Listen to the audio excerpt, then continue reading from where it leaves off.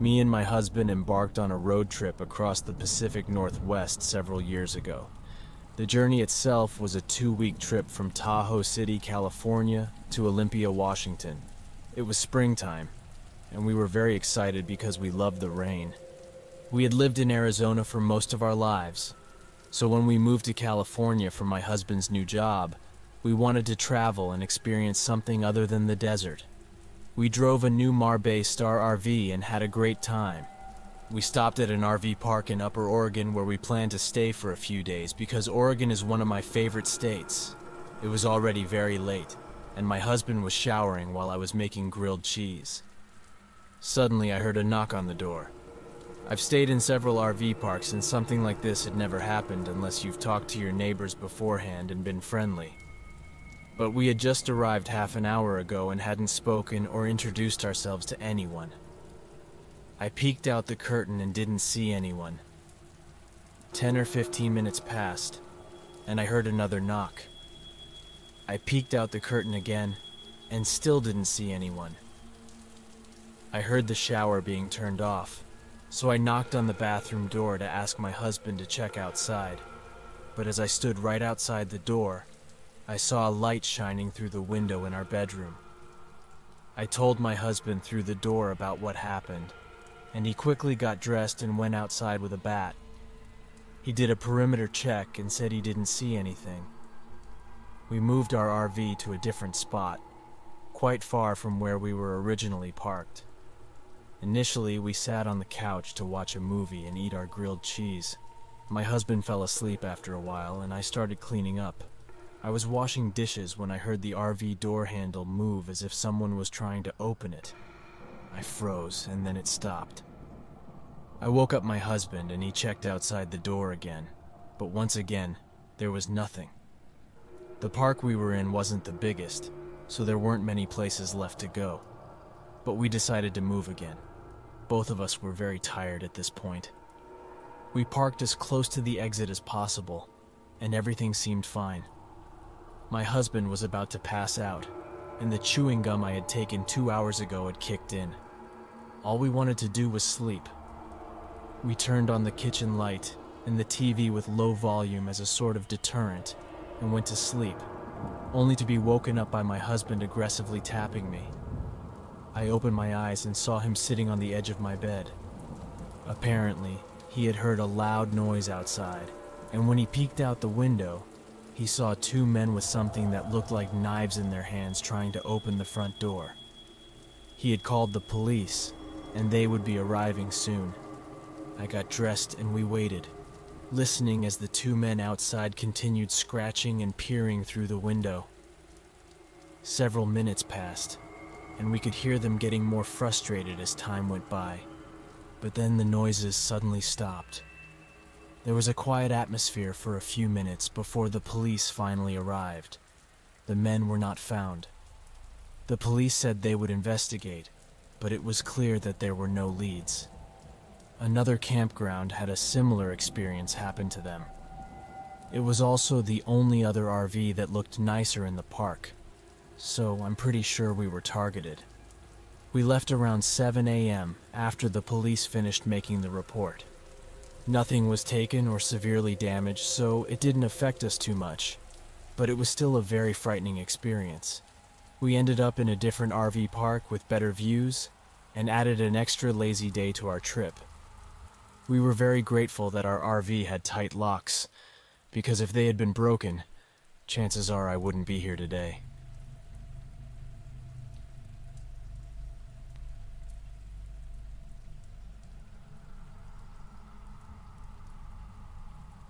I am a 29-year-old man, and last year, I went out to northern Washington for a solo vacation.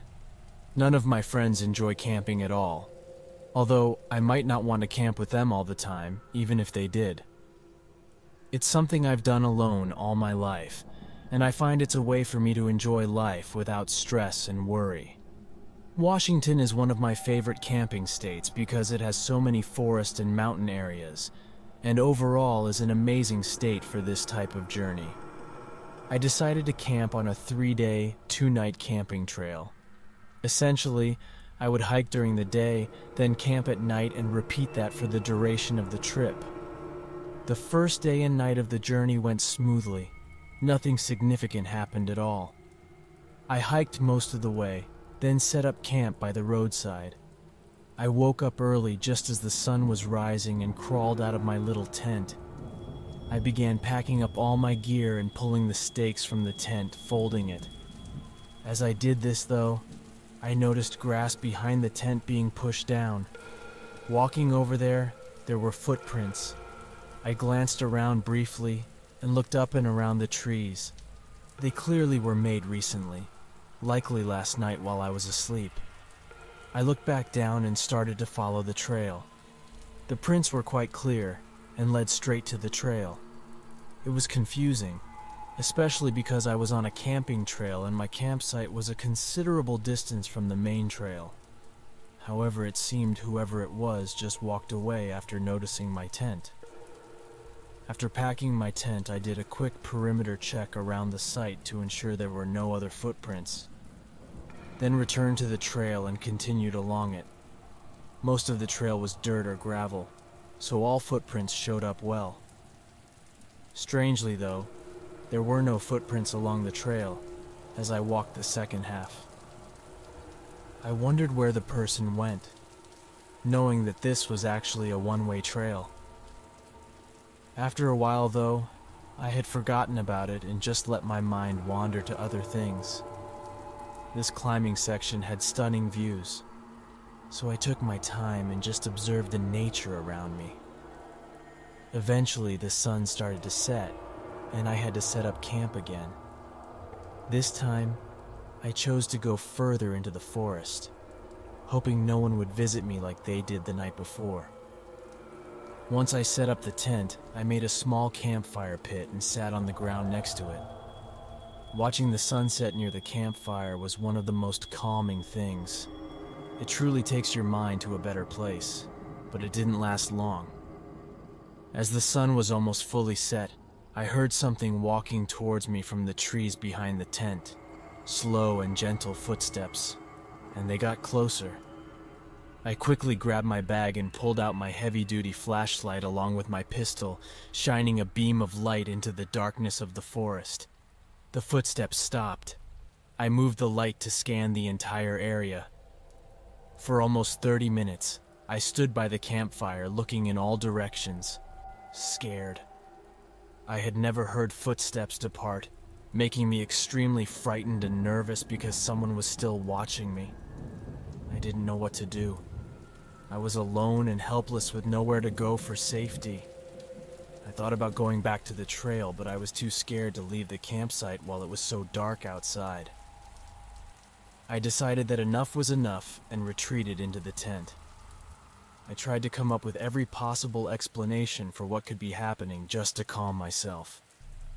I only lasted a few minutes in the tent, though, before I truly panicked and paranoid because I couldn't see around me.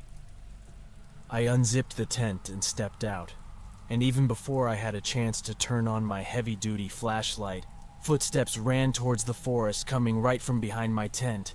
I turned around and frantically turned on the light, not seeing anything except footprints in the ground and grass. I was panting, and my heart was pounding as I stood by the campfire and stared into the silent trees. I sat by the campfire with the pistol in hand for the remainder of the night. I flinched at every small sound, but eventually, the sun rose, and I felt safe seeing my tent under the sunlight. There were footprints again right behind it where I heard the footsteps. I didn't know how I didn't hear them walk to the tent, but I knew I had to leave. I packed everything up and finished the hike before sunset. I have no idea who was out there, why they were watching me, or what they wanted.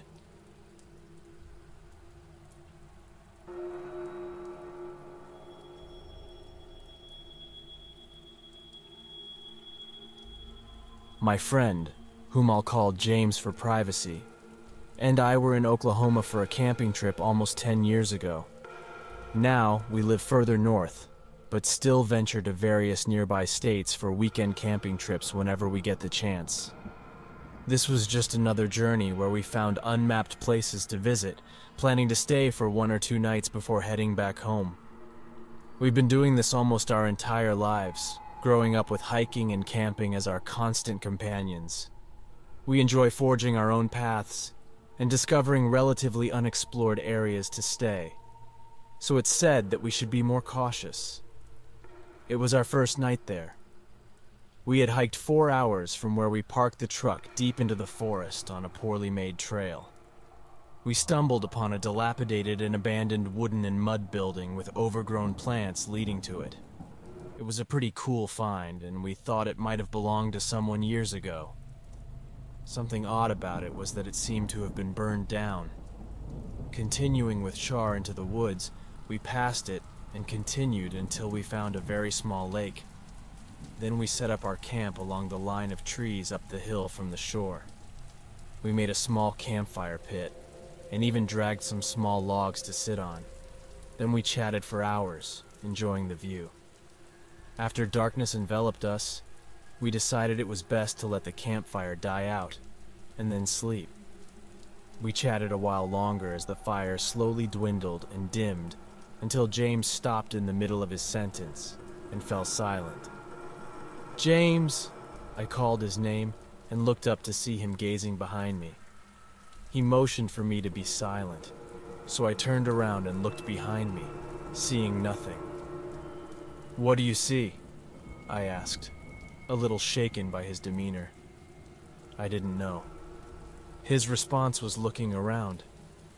He started to make me uncomfortable, which was not a feeling I usually got around him.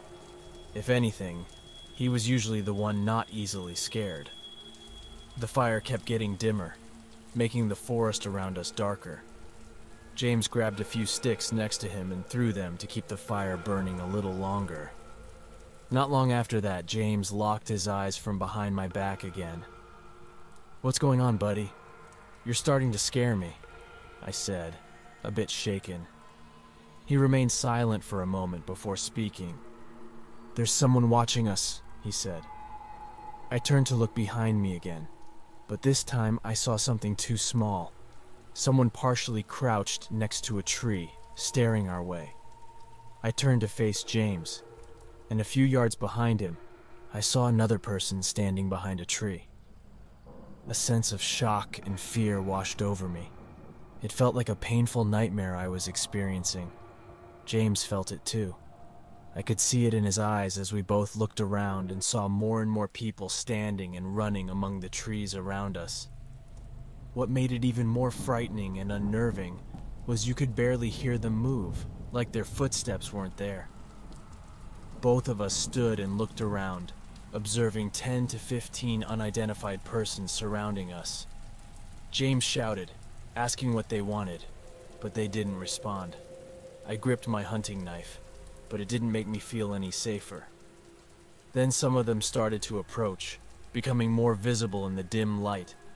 They held long sticks that seemed like hunting spears and were barely dressed.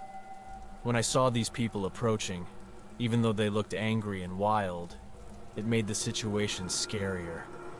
One of them reached out and grabbed my arm, starting to pull me back. We slowly backed away, grabbing our bags, and moved away from them into the other side of the trees, where it seemed like none of them were there anymore. As we retreated slowly, checking around us, the entire group seemed more interested in our campsite than us.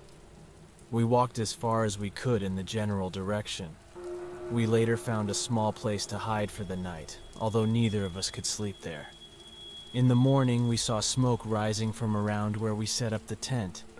We assumed they were the ones who burned the tent, and it also crossed our minds that maybe they were the ones who burned the dilapidated building we had seen. All right, we packed up and headed back to the truck driven by Ben directly home.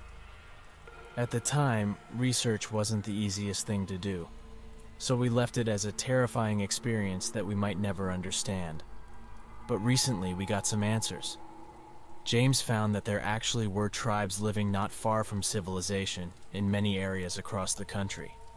They often disliked outsiders or strangers traveling or staying in their territory. There are stories of them attacking campers, or burning their campsites to force them to leave, considering the possibility of such actions. In my opinion, James and I were actually lucky with our current encounter. We did more research in the areas we wanted to explore to ensure that the unmapped areas where we camped didn't belong to anyone else.